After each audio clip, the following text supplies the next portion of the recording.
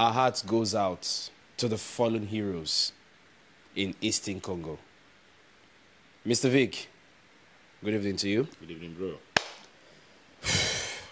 Can I get your thoughts about the matchup tonight? Okay, so it started on a protest note where we saw the Congolese players covering their mouth and putting the sign on their head.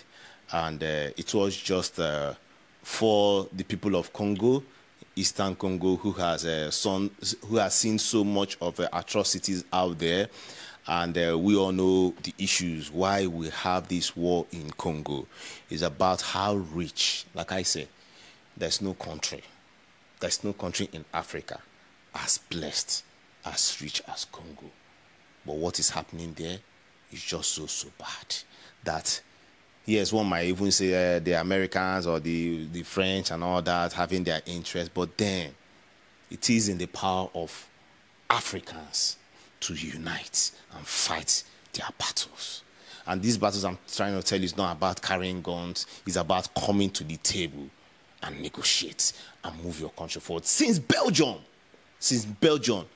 gave them independence, gave Congo independence, it has been fight upon fight upon fight. And we know very well that due to they have this cobalt that is being used, the mineral that is being used for lithium batteries, and you know battery is the diamond right now, and it has also increased the issues in Congo because of illegal mining and all that. But then you know that CAF and FIFA will not allow for any political protest. But then I think we have our rights here to also put our words together to also encourage the people of Congo, encourage the people on Eastern Congo that one day this war, this violence, these human rights issues that they are having will come to an end. Yeah.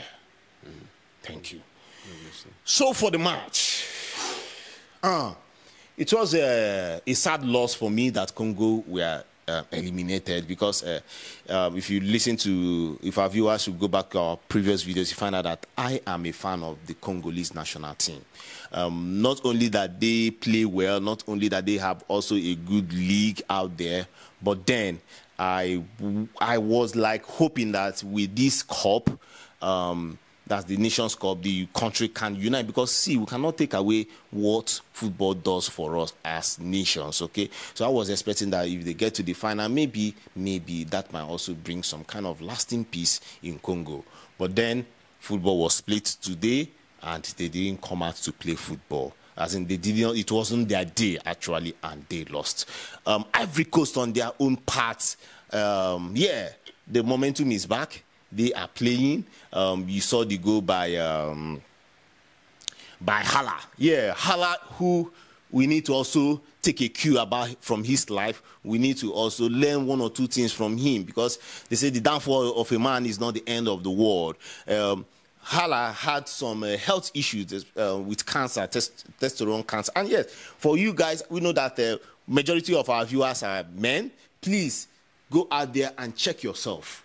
Check yourself, because this testosterone cancer we are talking about, it's known that about 3% of the male child might suffer from it. Okay, so please, we need to go out there and check ourselves properly.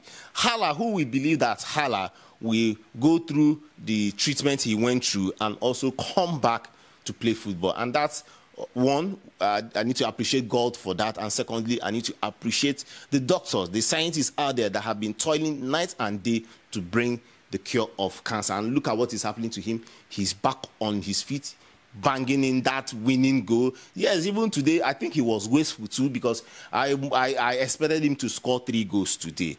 But then, why did they give them that opportunity? I mean Congo, because Congo started on a bright start. Bakambu was there. They scored a goal that was taken out. Then Wissa got a clear chance to bury that ball in, but then what happened? He didn't. And that is one thing with football. If you don't use your chances when it comes, you might not get them again.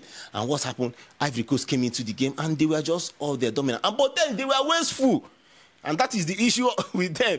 But then, if you also check what I think is driving them is that they are the host nation, yeah. okay? Yeah.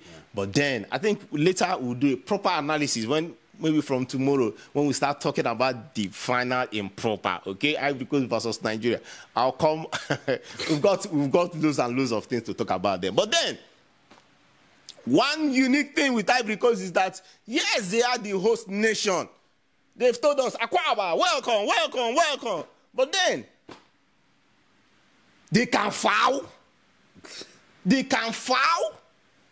They have the highest number of red cards. They have the highest number of yellow cards. Then for foul, if not for the Black Stars who came to brutalize people in this Afcon, Black Stars came to brutalize people. If not for Afcon, if not for the Black Stars that are number one on that list of fouling people, even though they have gone long time ago, their record still speaks for them. But then, Ivory Coast, unfortunately, they are not that disciplined, and that might also hurt them because you know that Nigeria, we have a way we play our game. If they feel that you hurt too much, they will set that trap for you very, very well in the 18-yard box, and you hurt somebody, they will be awarded with a penalty. But then, for Congo out there, they did not do so well. They did not do so well. They didn't really come out to get this going. I will also think maybe fatigue, because you know fatigue has also come in. It's not easy playing all these number of games, and especially with the weather that they have in Ivory Coast out there. Then one thing with for Congo is that, do you know that since 2009, if you go back to the CAF Champions League, since 2009, that TP Mazembe won the CAF Champions League, and they also won it back in 2010.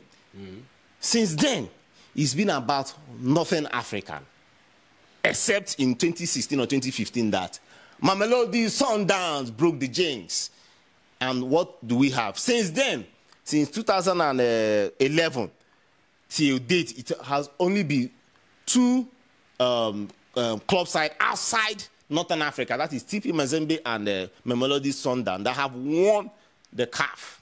And what does that also tell you? Remember, we've been talking about how beautiful, how sweet the South African League is. And I also wonder, how do TP Mazembe, how do they do this? Even with the turmoil that is going down there in their country. But then they have a very solid and fortified team that has been pushing to. Just imagine if there was no crisis in Congo, the kind of talent and football they must be playing by now.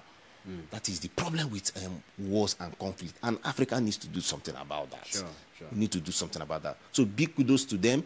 We hope that in the nearest future they've made progress to making it to the semi-final of the Nations Cup.